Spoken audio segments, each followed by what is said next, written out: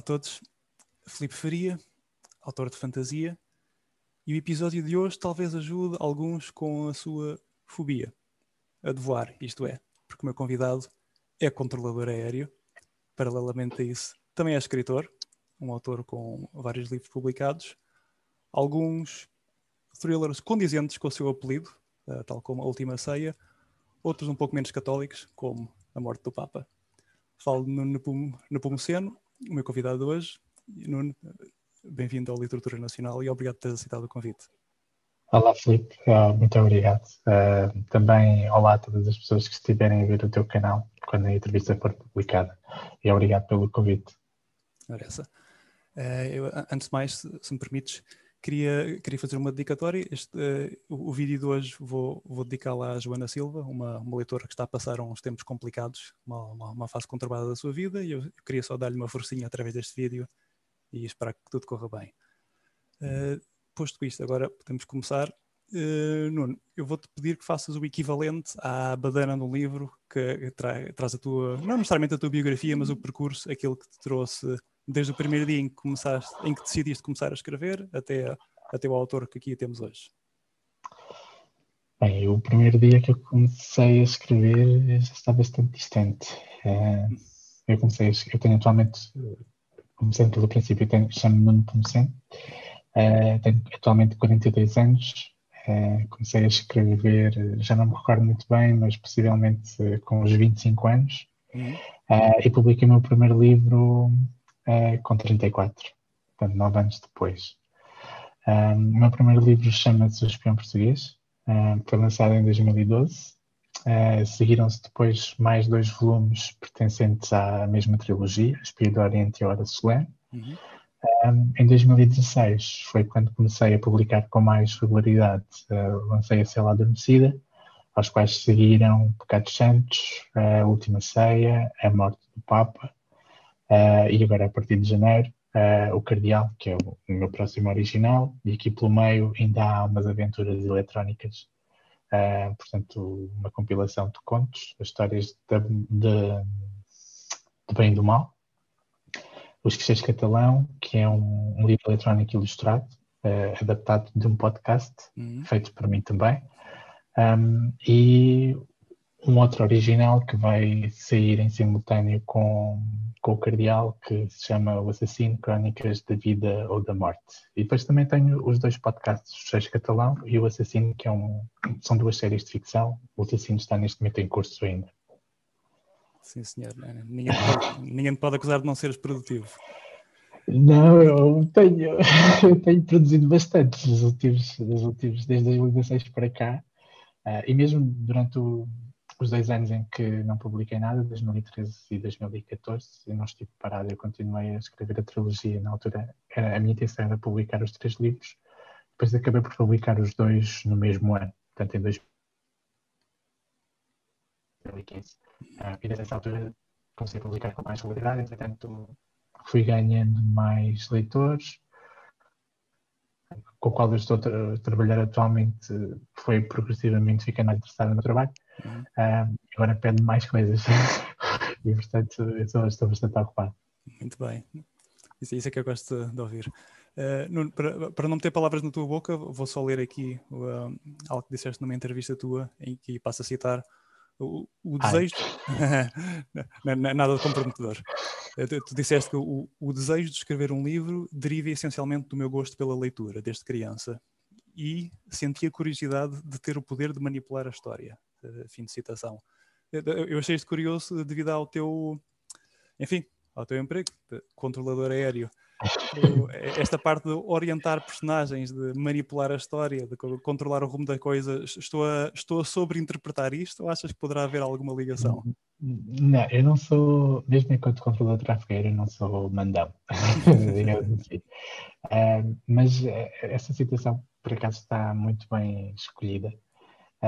Foi exatamente isso que me levou a escrever. Foi o facto, eu enquanto criança e adolescente, eu li muito. Eu fui embora tenha 2 irmãs e venha de uma família numerosa, talvez por ser o único rapaz dessa família, sempre fui uma criança um bocado sozinha, e um adolescente também um bocado sozinho. e passava muito tempo a ler, sobretudo durante as férias da escola, durante as férias do verão. Eu ia à biblioteca municipal 2, 3 vezes por semana, e trazia sempre 2, 3 livros de cada vez e passava os dias no sofá a ler, lá na praia, com a minha mãe. E houve ali um momento, talvez ali por volta dos, sei lá, 14, 15 anos, mais ou menos, em que comecei a sentir curiosidade. Como é que era se eu tivesse o poder de escrever uma história, decidir como é que a história ia acabar, que rumo é que as personagens iriam ter, fazer essas opções.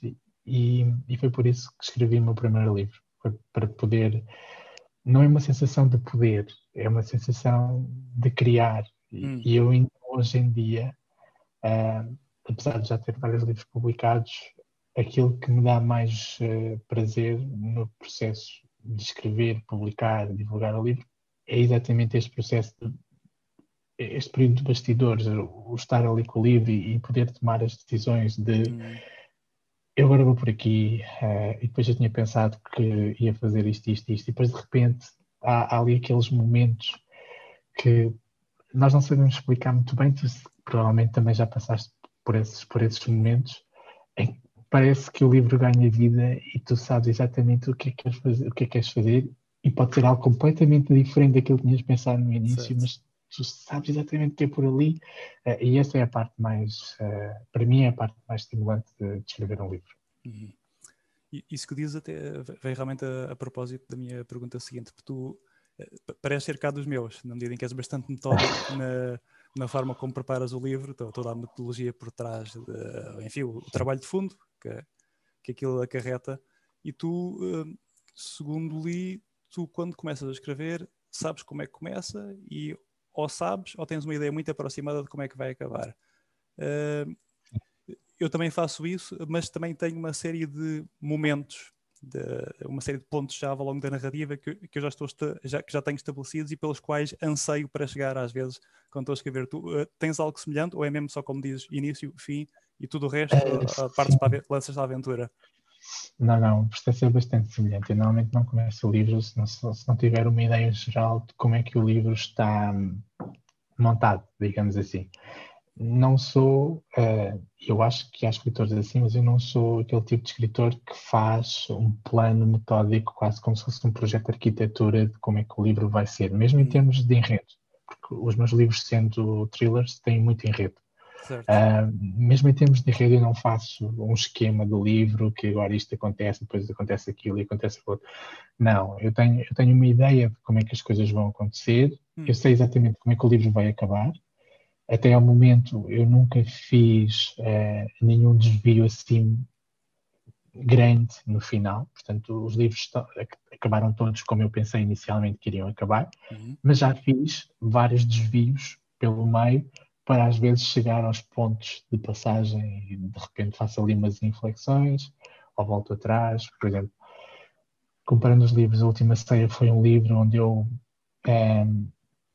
em termos narrativos, acho que estou mais criativo, e talvez porque eu deixei o livro fluir naturalmente. O livro onde eu não estou nada criativo em termos narrativos é curiosamente aquele que até ao momento é o meu livro mais vendido, que é A Morte do Papa, em que eu quase que segui um plano muito bem delineado, e antes de começar o livro, também por se basear numa história verídica, eu sabia exatamente, eu tenho que fazer isto, tenho que fazer aquilo, tenho que passar aqui e lá. Mas sim, tenho pontos de referência, e se não tiver pontos de referência fico desorientado. Portanto, vou passando por ali. Ok. Tu também ainda no tópico da indefinição, tu dizes que pelo menos, agora não quero estar a inventar, mas julgo que pelo menos uma das tuas personagens principais disseste tu que tem um rosto indefinido, que tens uma ideia de qual é o seu aspecto físico, mas que nunca teve uma cara definida. Isso é o mesmo se aplica às restantes personagens? Deixas tudo ao critério de imaginação do leitor ou tens alguns que tu achas mesmo, ok, não, este é assim, este é assado, enfim, ainda partindo do princípio que faz uma descrição superficial deles, quando estás a falar dessa personagem, consegues vê-la na tua cabeça? Tens pormenores que te escusas a escrever, mas estás a vê-los? Ou os teus personagens são mais cifras, que ficam ao critério do leitor? Nas primeiras personagens que eu construí, sobretudo o primeiro protagonista, o André, ele tinha um rosto, tinha olhos de uma determinada forma, com uma determinada tonalidade, e o mesmo se passava com algumas outras personagens. Talvez isso tenha acontecido por ter sido a minha primeira personagem e eu encarava as coisas de uma outra forma. Atualmente, com esta série que eu tenho hoje em dia, a série Afonso Catalão, nenhuma personagem tem uma cara definida para mim. Há traços físicos. Uns são morenos, outros, por exemplo, a mulher do Afonso é ruiva, tem o cabelo comprido. Agora, se me perguntares se o rosto é assim mais redondo, se é mais comprido, não sei. Okay. O próprio Afonso, que é a personagem principal da série, eu sei que tem o cabelo encaracolado, vejo assim um homem com um aspecto sóbrio, íntegro, mas não consigo dizer se o rosto é macilento, se tem assim o rosto mais cheio, se o nariz é mais comprido, se é mais pequeno. Não, isso não tem chegado a esse nível de pormenor. É intencional ou não sentes necessidade de o fazer? Não Mesmo por uma questão. Não sinto necessidade. Okay. Não sinto. Mas também não. Eu queria ali 3 ou 4 traços fisionómicos e essencialmente hoje em dia preocupo-me mais com a personalidade da personagem e com a dimensão psicológica da personagem também porque eu, entre os meus primeiros 3 livros e estes livros que eu tenho agora, fiz uma ligeira transição de thrillers de ação para thrillers psicológicos e, portanto, estou mais preocupado com a construção psicológica da personagem. Mas foi uma coisa que aconteceu naturalmente. Ou então eu, com o envelhecimento, estou a perder capacidade de visualização do espaço e estou a perder criatividade. Mas aconteceu assim, nunca dei um rosto ao Afonso e se um dia, que provavelmente nunca irá acontecer, houvesse uma adaptação, acho que ia ficar muito curioso para saber qual era o ator que ia representar o Afonso e a Diana e os outros personagens. É curioso. Bem, em todo o caso, não é um problema porque os leitores fazem esse trabalho de bom grado. Tratam logo de imagens, pegam logo no mais ínfimo pormenor e estabelecem eles a fisionomia. É com essa fonte. Aqui há umas semanas houve uma leitora que mandou uns vídeos que ela tinha feito numa rede social, onde ela encarnava várias personagens e encarnou uma das minhas personagens, a mulher do Afonso, e estava muito engraçado. É curioso. Não. Nada como uma boa interação com leitores. Bom, Nuno, atendendo ao teu apelido de São João de Nepomuceno, o mártir do selo da confissão, confessa-nos como é que tu imaginas que para algum leitor pudesse ser uma tortura ler um livro teu. Um livro a Nuno Nepomuceno. Que tipo de leitor é que não iria nada à baila com aquilo que tu escreves? Que tipo de leitor, sei lá, leitores de autores como Kafka. Eu sei qualquer tipo de ofensa ao Sr. Kafka. Não sei, eu acho que mesmo dentro dos leitores, indo um pouco ao título do teu canal, dentro daqueles leitores que estão habituados a ler muitos autores portugueses, eu, e se me permites, por exemplo, também tu, por estares num género que não é muito comum em Portugal, cai um bocadinho fora do que é normal. E as pessoas estão habituadas a ter um determinado tipo de livro vindo de um autor português, que basicamente encaixa no grande romance ou no romance contemporâneo. Quando aparece um autor como eu, que até à data só tem thrillers publicados, ou como tu, que penso que também à data também apenas tens livros de fantasia publicados, julgo que não estou enganado, eu acho que as pessoas podem ficar um bocadinho desiludidas porque vão à espera que o livro seja ligeiramente diferente. Eu não escondo a ninguém que sou um escritor comercial e que escrevo, no início escrevia thrillers de ação e agora escrevo thrillers psicológicos, portanto as pessoas não podem ir para o livro a pensar que vão encontrar um ensaio sobre qualquer coisa, não é o objetivo do livro. Obviamente que eu tento que o livro seja o melhor possível e tento que o livro seja o mais profundo e denso possível, mas é um livro comercial que vive dos condicionalismos que os livros comerciais têm, inclusive até em termos de número de páginas. Eu vivo com esse terror de número de páginas. Cada vez que estou a escrever um livro, estou a pensar: eu não posso escrever isso, senão a editora vai-me encolher o tamanho do caractere. E, portanto, eu acho que um leitor que estivesse, por exemplo, que considere as obras do José Saramago as grandes obras da literatura portuguesa, que não digo que não sejam, não estou a dizer que não sejam, Claro. Se calhar pega num livro meu e vai achar isto é uma tortura. Se calhar outros leitores que venham, por exemplo, teus leitores de fantasia, ou leitores que por norma, leem ocasionalmente, ou até frequentemente, policiais e thrillers, não acho que se vão sentir desiludidos com os meus livros. Pelo contrário. Bem, uma análise muito franca, é disso que eu gosto. Bom, mas seja ou não tortura, o que é preciso é chegar aos leitores. E uma coisa que eu constatei com muita alegria e uma certa medida de vindicação foi que a tua editora mostrou ser ativa no Telegram e tentou promover algumas iniciativas tuas através dessa plataforma.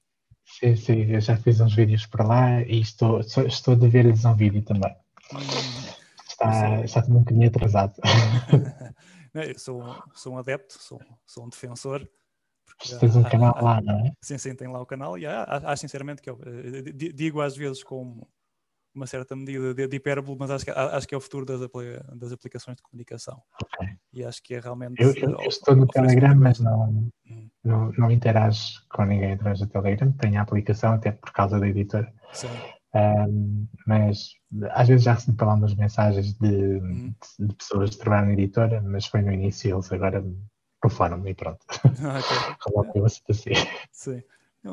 Pronto, as pessoas acham esquisito porque no meu caso, que eu era ainda sou em grande parte um autor muito reservado, meio bicho do mato, e de repente estou acessível numa aplicação que muitos associam a espionagem russa.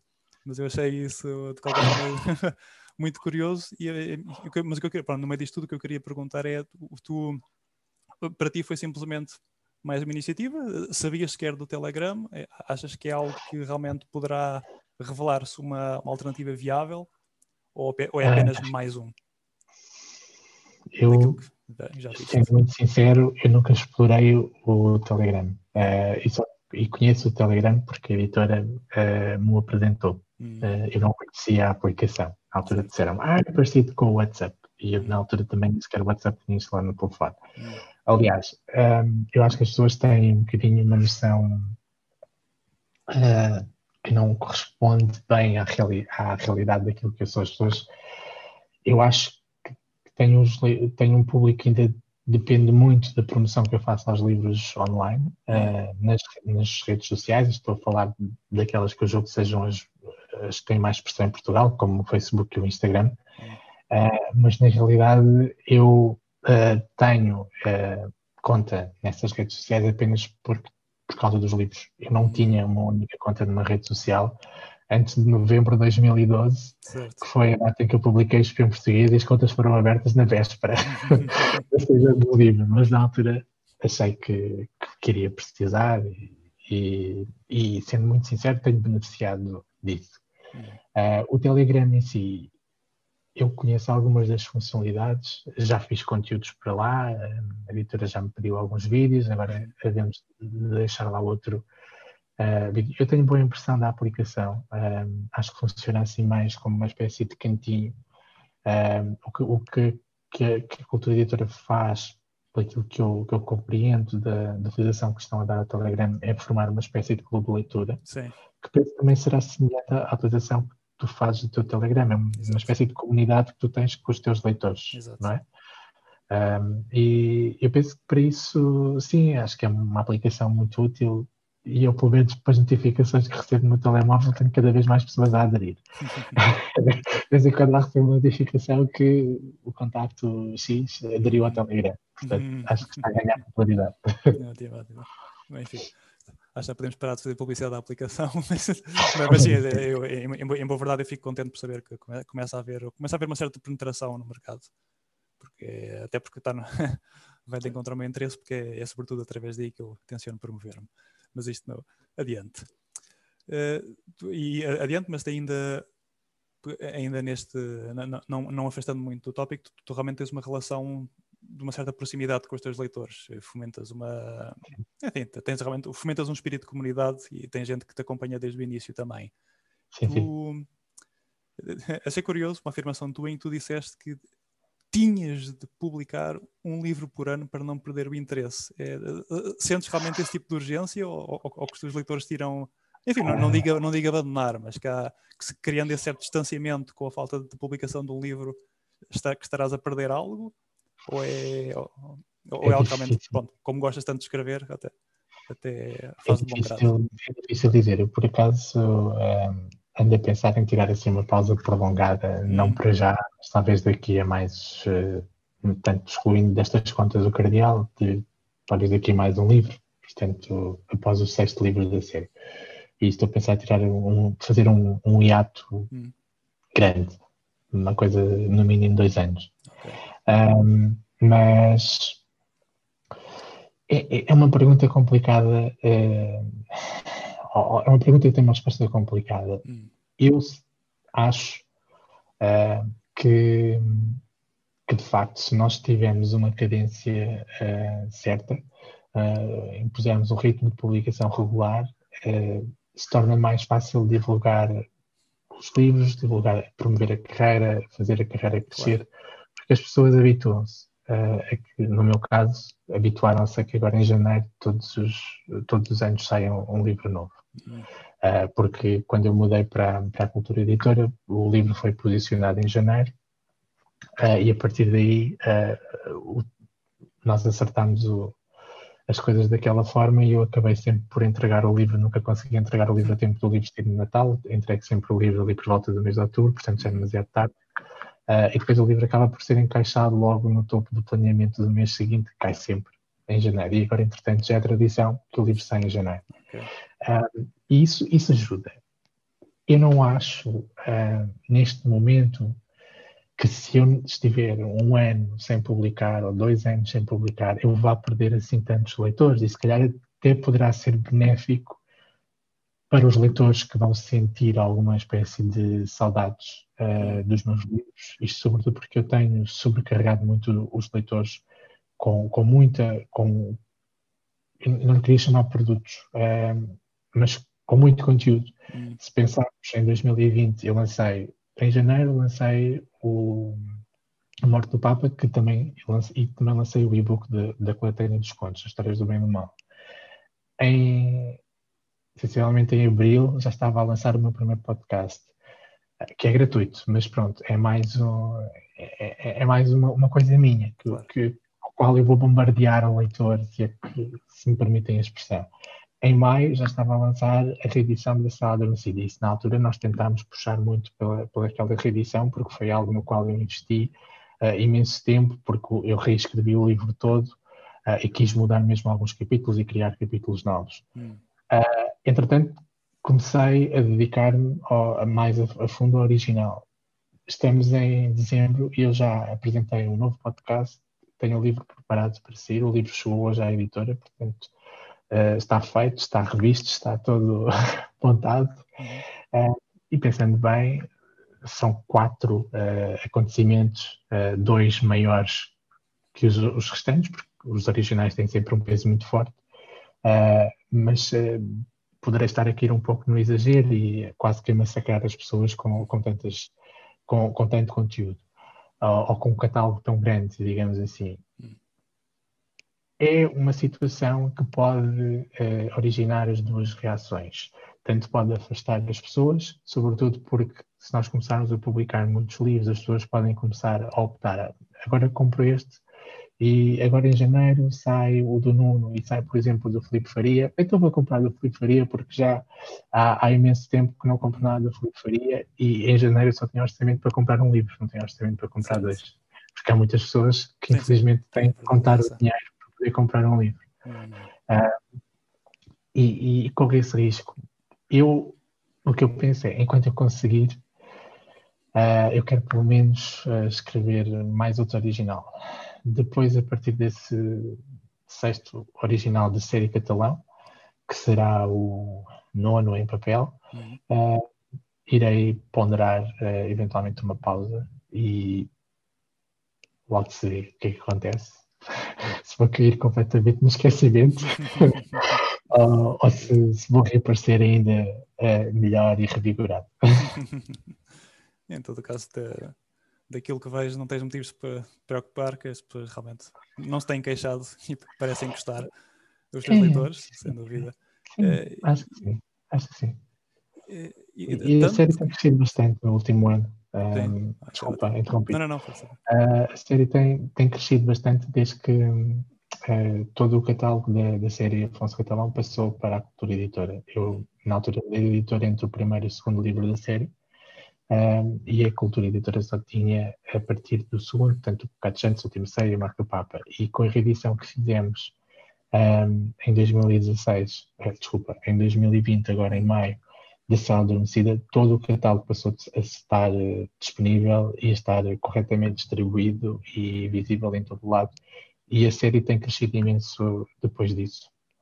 E tem sido bastante positivo. Não, sem dúvida. É uma boa aceitação e É. o que nos remete uma vez mais para essa relação que tem com os seus leitores, porque isto se calhar sou eu que estou a ler demasiado na situação, mas como é que tu dizias que assim que a tua personagem, o Afonso, tinha sido globalmente bem recebida, mas a Diana? A Sim, Diana? Sim, a Diana, essa, sim, ao contrário das suas expectativas, nem sim. tanto. E ao que Não. parece, ou pelo menos a segunda leitura que fiz da situação, tu alteraste-a ou optaste por realçar aquelas que achavas que eram as qualidades positivas dela para que os leitores se afeiçoassem a mais? Como é que isso se processou? Eu, Achei muito curioso isso. eu meti ali uns pozinhos de magia. Ok. Uh, Tornei a relação entre ela e o marido mais romântica. Uhum. E passamos de vez em quando no Pecado Santos há um ou outro capítulo. Uhum. Ela na última ceia entra muito pouco, mas depois na morte do Papa e agora também no Cardeal é quase praticamente protagonista do livro ao lado do Afonso Ok. e introduzi ali um bocadinho de romance. Através de uma situação ou outra assim mais engraçada, um diálogo Uhum. mais descontraído entre os dois, Uhum. aquela troca de calhardetes entre os casais. Uhum. Acho que isso humanizou muito a Diana. Ok. E teve impacto junto do público. Eu fiz uma coisa semelhante na trilogia, quando estava com a trilogia Freelancer. A minha grande heroína, percebi-me sensivelmente ali a meio da trilogia que a minha grande heroína da história, que estava destinada a ficar com o herói da história, não era assim tão bem aceito pelo público quanto Uhum. este. Uhum. E fiquei extremamente aflito porque o meu grande plano era que eles acabassem juntos. Certo. E estava disposto a dar quantas voltas fossem precisas à história para no final de acabarem juntos. Então, o que é que eu resolvi fazer? A personagem principal tinha uma ex-namorada, que era uma personagem odiosa, Uhum. então eu criei um arco narrativo que dá a entender no último livro que ele está disposto a reatar com essa personagem. E eu pensei, eu vou tornar isto tão horrível, tão horrível, tão horrível, que toda a gente vai gostar da Ana. Portanto, às vezes estas pequenas magias que se fazem e têm resultado. Isto que eu como vi, estão a ver, podia ser bem pior, como quem diz. E em retrospectiva, achas que realmente as personagens, a teu ver, ganharam com isso? Ou é porque, enfim, se estavas a fazê-lo dessa forma até essa altura, é porque achavas que estava bem, que estava a ir de acordo com o que tinhas planeado. E depois. Eu acho que no caso da trilogia foi falta de experiência. Hum. No caso da Diana, a minha Diana, no primeiro livro, é uma mulher extremamente forte e independente. E eu achei que o público iria gostar de uma personagem assim. Uh, Na altura, esta independência, por aquilo que eu consegui descobrir online, escrito sobre o livro, foi um bocadinho confundida com arrogância e impetuosidade. Hum. E depois eu tentei humanizar a personagem, porque a personagem eu não ia matar a personagem e também não ia separá-los. E atualmente já não digo que não vá matar a personagem nem separá-los, mas na altura não tinha esses planos. E tentei humanizá-la, tentei trabalhar um bocadinho mais a personagem, se calhar era isso que faltava, e acho que também devemos ter humildade suficiente para perceber qual é o impacto dos nossos livros junto dos leitores, porque ao fim e ao cabo é para eles que estamos a escrever, não é, eu não penso, obviamente que eu quero escrever livros e há sempre algum interesse monetário, porque embora eu tenha outro emprego, também ganho algum dinheiro com livros e preciso de, todos nós precisamos de dinheiro para sobreviver, Claro. não é? Para pagar as contas, etc. Mas eu escrevo para as pessoas lerem, eu quero que as pessoas leiam as minhas histórias. E ao tornar as personagens mais humanas, eu vou estar a aproximar-me mais das pessoas. E foi essas pequenas alterações que eu fiz à Diana que acho que acabaram por resultar. Certíssimo. Eu agora, esta frase é um bocado longa, por isso, se não te importares, vou citar-te outra vez. Não te preocupes, uma vez mais, não é nada comprometedor, mas acho que é algo que deve ser dito e repetido e reiterado. E passo a citar: ver o nosso trabalho partir constantemente em desvantagem face à concorrência, só porque esta vem de fora e eu sou português, pode tornar-se difícil de enfrentar.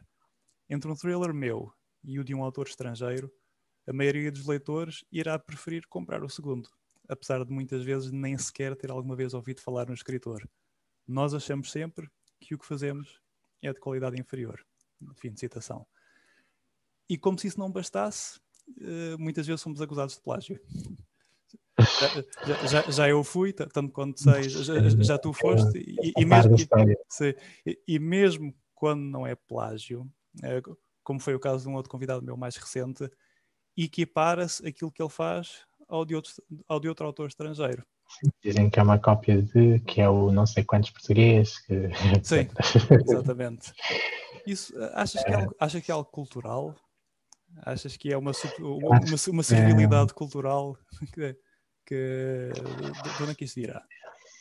Eu não diria que seja desculpa, uma a minha ideia não é fazer disto aqui uma... Não quero estar a escavar, a fazer escavações sociológicas, nem chegar a grandes conclusões, mas tinha curiosidade em saber qual é que é o que é que pensas sobre isso. Eu não diria que é uma questão de civilidade. Eu, na altura, escrevi isso foi uma entrevista escrita, e acabei por escrever frases semelhantes em outras entrevistas porque a pergunta continuava a ser feita e eu respondi sempre da mesma forma. Certo. Eu comecei a sentir isso logo no início da carreira, se podemos chamar assim. Inclusive, tive uma situação numa ação de autógrafos que me custou um bocadinho, em que eu estava numa livraria e houve. Primeiro, as pessoas às vezes têm assim umas reações um bocado estranhas. Eu já fiz várias sessões de autógrafos e já fui tratado de várias maneiras, inclusive já vieram ter comigo e perguntar: olha, sabem que prateleira é que está o livro não sei quantos? Mas a senhora em questão ia a passar e eu estava sentado e a senhora olhou assim para os livros e depois olhou para mim e eu disse olá. Sabia que havia dito olá. E a senhora: quem é o senhor? Eu disse: eu sou um escritor português, estou numa sessão de autógrafos. Isto já se passou. Isto passou-se para aí há uns 3 anos, 4 anos. Portanto, já não era completamente novato. E a senhora pega no livro e olha assim para o livro e diz assim: e que tipo de livro é este? Eu digo: é um thriller, é um policial, é um thriller. E a senhora responde: então e quem é você para escrever um policial? E eu fiquei assim. Eu fiquei sem resposta. Eu disse: olha, eu escrevi o livro, se quiser levar, leva, ninguém obriga. Mas aquilo que eu sinto, e mesmo o esforço que eu tenho que fazer para promover os livros junto dos leitores, e que a editora também tem que fazer, eu não vejo esse esforço ser replicado quando os livros vêm de um autor estrangeiro. E não me venham as pessoas a dizer que sabem quem são esses autores estrangeiros, porque a maior parte dos autores estrangeiros que são publicados cá são completamente desconhecidos do grande público. Mas ninguém questiona a qualidade do enésimo livro do autor nórdico que vai ser publicado para a semana, por exemplo.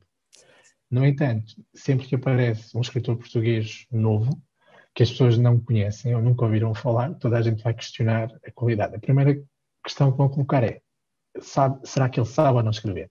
É logo a primeira grande pergunta. Ninguém pergunta se o não sei quantos Nordilson sabe ou não escrever e se o tradutor, que traduziu se calhar o livro de inglês, que já é uma segunda tradução, que já se perdeu ali alguma coisa, sabe ou não escrever. Mas parece que connosco há sempre essa questão. Porquê é que isto acontece? Eu acho que isto já aconteceu no passado com outro tipo ou com outros setores culturais. Neste momento não acontece. Eu tenho esperança que, à medida que vão surgindo mais autores portugueses, até mais autores portugueses em registros diferentes, como é o teu caso, como é o meu caso, isto se vá passando um pouco e vá melhorando. Pensemos, por exemplo, na produção de ficção televisiva em Portugal. Eu, quando estava a crescer, à noite, toda a gente estava a ver telenovelas brasileiras, por exemplo. Hoje em dia, se nós colocarmos uma telenovela brasileira no mesmo horário que uma telenovela portuguesa, a telenovela brasileira vai ter menos audiência do que a telenovela portuguesa. No cinema já não é tanto assim. O cinema português não consegue rivalizar com o cinema norte-americano ou com o cinema inglês, por exemplo. Mas no caso da música também tem havido alguma inversão. Nós, se formos ver, a maior parte dos grandes sucessos comerciais atualmente pertencem a cantores portugueses e não tanto a cantores estrangeiros. Ou seja, há aqui uma ligeira inversão na tendência. Como é que isto se consegue? Eu gostava de saber. Eu estou a tentar dar o meu contributo, que é tentar mostrar às pessoas que aquilo que eu faço tem tanta ou mais qualidade que um livro que vem de um autor que não é português. Não estou com isto a dizer que os livros dos autores ingleses, nórdicos, norte-americanos, espanhóis, italianos, etc., sejam piores, melhores que os meus. São os livros deles e nós temos os nossos. Entristece-me um pouco, às vezes, ver editoras que só publicam autores estrangeiros, por exemplo.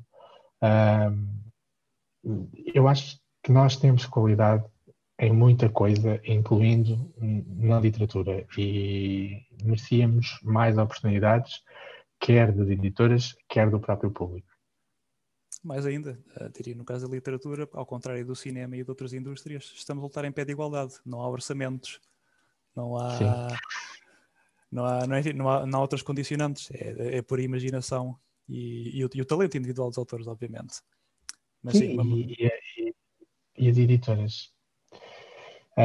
Um livro que chega a uma editora, vindo de um autor português, é um livro que entra quase a custo zero para a editora. A editora, por exemplo, nos meus livros, eles pagam aquilo que pagam com qualquer livro, ou seja, têm que pagar a editora, têm que pagar a designer, a impressão do livro, distribuição, etc. Claro. Um livro que vem de um autor do estrangeiro vai ter há direitos associados, há tradução, portanto, torna-se sempre muito mais caro. Se for então um livro que já vem com o rótulo de best-seller, esses direitos então serão quantias exorbitantes. E pronto, mas mesmo assim as editoras continuam a apostar essencialmente em autores estrangeiros. Elas já devem saber mais do que eu, com certeza. Portanto, se calhar têm mesmo mais mercado do que nós, portugueses. Não sei. Enfim, é uma questão de mudança de mentalidades e, claro, pela nossa parte, de termos a qualidade e provar que realmente merecemos essa oportunidade. Portanto, é para isso que cá estamos. Bom, depois de um tópico tão pesado e denso, está na altura da brincadeira que todos os convidados mais temem neste canal. Já sabias aquilo ao que vinhas, 3 palavrões, frequentemente estão relacionados com o convidado em questão. Isso depois mas isso só saberás depois de eu dizer o significado da palavra propriamente dita. Então, para ti acredito que não, mas para mim já é um bocadinho tarde e portanto eu tenho desculpa que o meu cérebro pode já não estar a funcionar a 100%. Como nunca me canso de dizer, não há respostas erradas, só há respostas divertidas. Então, eu vou só abrir aqui uma janela para tu, para o caso não perceberes, não perceberes o que eu estou a dizer, saberes a que palavra é que eu me refiro. E então, a primeira palavra de hoje que assim, pode-se dizer que não é completamente estranha à tua profissão. A primeira palavra é Serração. Serração. Que frase é que tu farias com a palavra serração? Serração com S ou com C? Com C, com C. Serração. Segue o teu instinto. É assim, o meu instinto, eu não sei o significado da palavra, como era de esperar. Eu acho que aquilo que o meu instinto diz é que está associado com uma coisa como terminar, acabar, finalizar, no sentido de encerrar. Portanto, temendo dizer aqui um grande disparate, daqui a alguns minutos vamos chegar à serração da entrevista. Não. Serração, neste caso, é nevoeiro espesso ou escuridão do tempo. Cerrado. Céu cerrado, estás a ver? Okay. Então, portanto, em dias de serração, a tua profissão pode ser mais complicada. Em dias de serração, a minha profissão vai parar às notícias. Porque para o Porto está tudo muito atrasado. Exatamente. Certíssimo. Então, a segunda palavra, esta, eu confesso que quando eu tenho um glossário extenso de palavrões que eu vou apontando à medida que leio livros e que me ocorrem, e esta, confesso, quando eu a vi, disse, ok, esta pode servir. Ele nunca vai perceber porque é que eu a escolhi, mas eu depois logo digo. A segunda palavra é quinçar. Quinçar. A palavra... Quinçar. Onde é que tu vais buscar isto? Esta acho que foi num livro sobre rural. Quinçar. É daquelas palavras então que deve estar relacionado com trabalhos de terra, trabalhos agrícolas, provavelmente. Que não está assim tão longe de mim. Não te queria induzir em erro. Não está relacionada com trabalhos de terra, não. Ok. Segue o teu instinto, vê lá, faz uma frase engraçada com ela.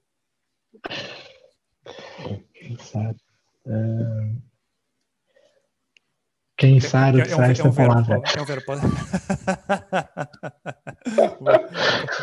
Bem jogado, bem jogado. Esta palavra eu escolhia porque sei que tens uma relação especial com o teu cão. És o que chama uma pessoa de cães. Ele está aqui, ele está sempre na rua, ele não está dentro de casa, mas eu tenho a persiana da porta de sacada aqui do escritório aberta e ele está aqui a olhar para mim. Eu, se me ver olhar para o lado, sou eu que estou doido nele. Ok, então fixa bem esta palavra porque ela um dia vai dar. Um dia, se calhar, até já deu problemas, porque quinçar é andar com o cio. No caso da cadela. Pois ele é cão. Pois. Só que quando vir cadelas com o cio, vai ser um problema. Esta zona onde eu moro, existem aqui muitos cães, algumas cadelas, inclusivamente. E há aqui um período do ano, nomeadamente em março, e também ali no fim de setembro, que o senhor cão fica muito agitado. Começa a ladrar durante a noite e depois uiva. Eu acho que há ali embaixo, na minha rua, eu digo ali embaixo porque a minha rua é a descer, ou a subir, depende do ponto de vista. Mas existe ali numa casa mais abaixo uma cadela e ele, pronto, fica apaixonado. Portanto, agora, da próxima vez que vir, já sabes, olha que a vizinha, a sua cadela está a quinçar. Ok, sim, certamente consigo. E por fim, esta última palavra, confesso, eu vou infringir as minhas próprias regras e esta é mais brincadeira do que qualquer outra coisa. Mas a terceira e última palavra de hoje é thriller. T-R-I com acento L-E-R.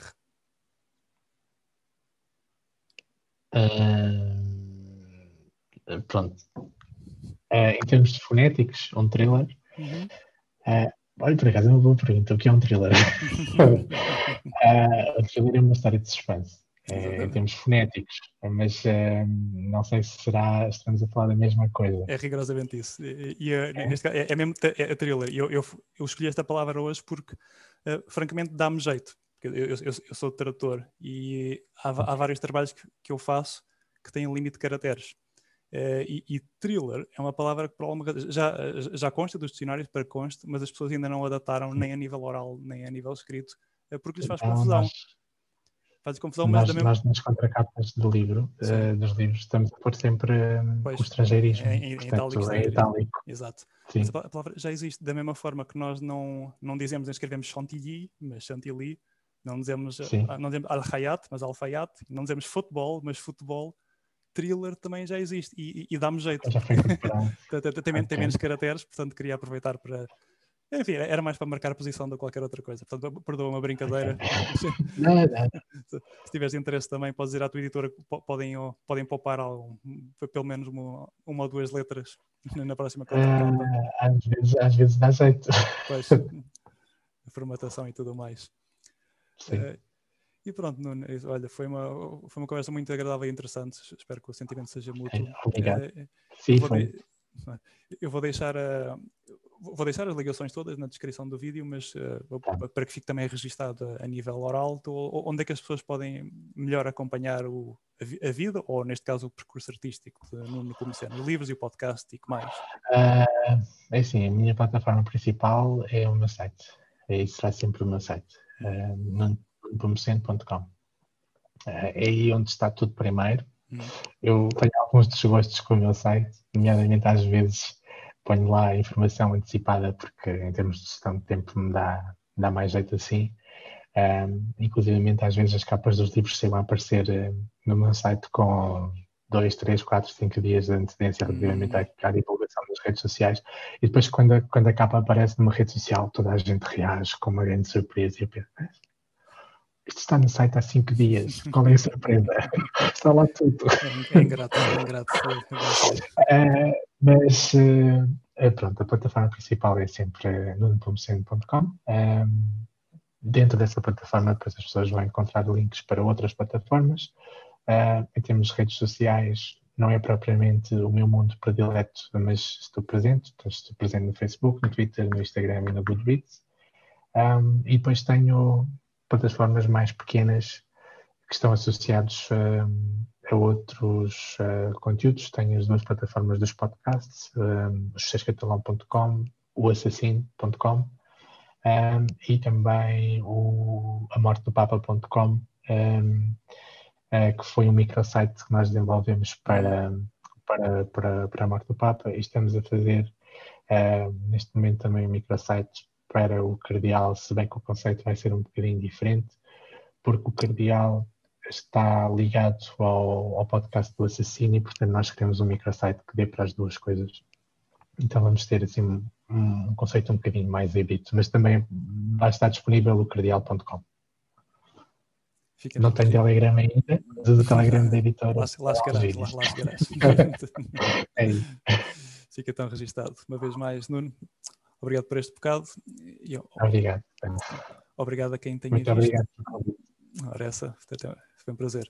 Obrigado também a quem viu, espero que tenha sido do vosso agrado e até o próximo episódio de Literatura Nacional.